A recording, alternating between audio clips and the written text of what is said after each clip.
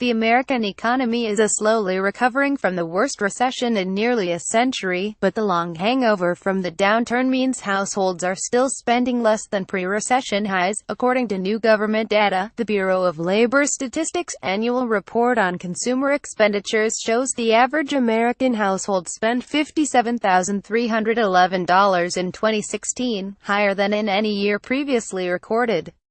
It is the second year in a row in which household spending has increased, after a decade of stagnation or decline.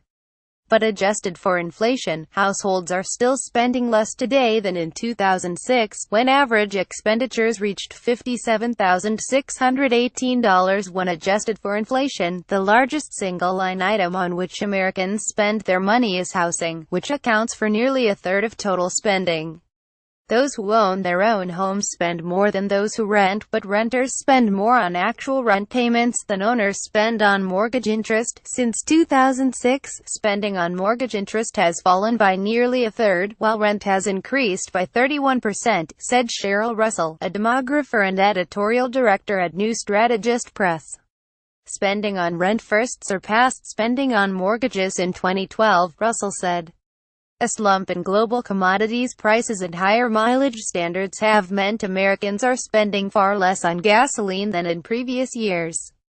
The average household spent $1,909 on gasoline and motor oil last year, down 9% from the previous year and off by more than 20% from 2014, when fuel prices were higher. The recession's long tail is also evident in a drop in spending on new vehicles.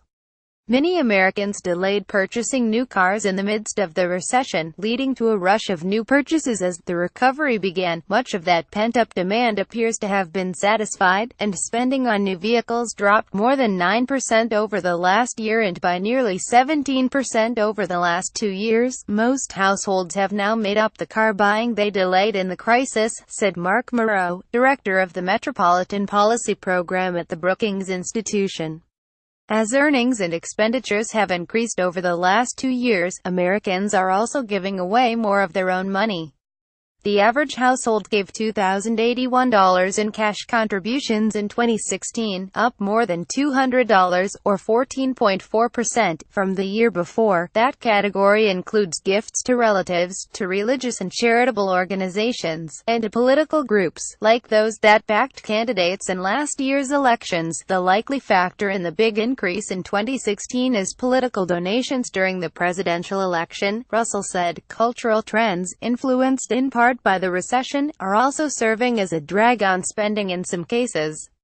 Households headed by adults between the ages of 25 and 44 are spending significantly less than those of similar ages a decade ago, Russell said, in part because those households are more likely to be headed by unmarried individuals, who spend less than married couples. Marriage rates have fallen for years, and more steeply so during the recession, according to data maintained by the Centers for Disease Control and Prevention. In 2015, the latest year for which data is available, 6.9 marriages took place for every 1,000 American residents, down from a rate of 8.2 per 1,000 in 2001.